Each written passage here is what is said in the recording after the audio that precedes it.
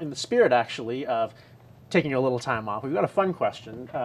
This one, I think, is actually for both Bella and DJ. It comes from Lauren online. She wants to know, what's your passion, and how did you know you wanted to be a doctor? Let's see.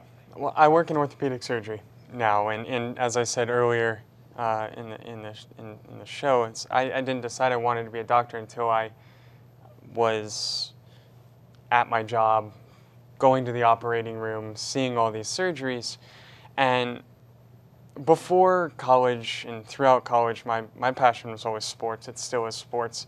And I have spent many times visiting orthopedic surgeons from the patient side and now as the doctor side. That's kind of why when I saw orthopedic surgery from the physician side, know that I wanted to go into medicine in general, to be able to balance the two, whether or not it's sports medicine or something like that. I'm not sure, but to be able to mix the two, I've always had an interest in healthcare. It was drug research, and then it was now orthopedics and athletics, to be able to mesh all of that. But I was a little bit of a late bloomer when it came to deciding I wanted to be a doctor, because sometimes sometimes dreams need to be diverted to something else. They change. Mine changed. Absolutely.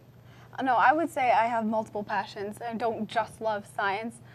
I wanted to be a pop star when I was younger, you know, because I love singing, right? But when I realized that that really wasn't the path that I was meant to take, despite how much I love singing, I have stage fright sometimes when it comes to singing, I also have I always have had a really strong passion for biology, specifically human biology.